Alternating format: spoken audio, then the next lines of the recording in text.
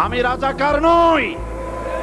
আমাকে রাজাকার বলে যদি তাকে প্রমাণ করতে না পারে 10 কোটি টাকার মানহানি মামলা দায়ের করব।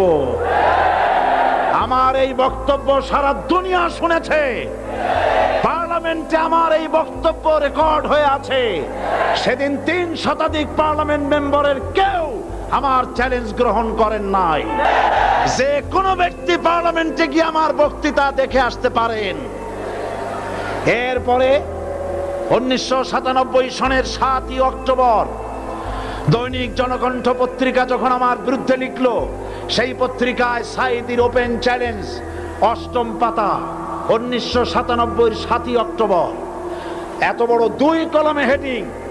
সেখানে আমি বলেছি, বাংলাদেশের সকল সাংবাদিক, গোয়েন্দা বিভাগ, বাংলাদেশের সকল বুদ্ধিজীবীকে আমি আমার পিরোজপুরে আমন্ত্রণ করছি।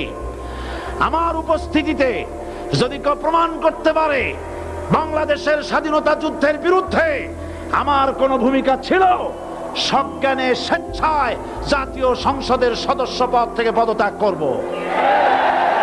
3 বছর পার হয়ে গেছে, আজ পর্যন্ত কেউ এই চ্যালেঞ্জের মোকাবেলা করে নাই।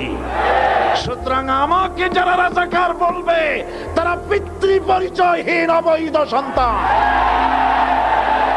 1971 সনের, শোনো মুসলমানেরা, 1971 সনের কোন কাদা সাঈদীর গায়ে লাগে নাই।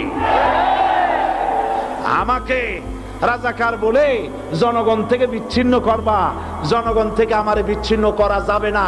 কারণ এই জনগণ আমার জন্য আসে না, এই জনগণ আসে আল্লাহর কোরআনের জন্য।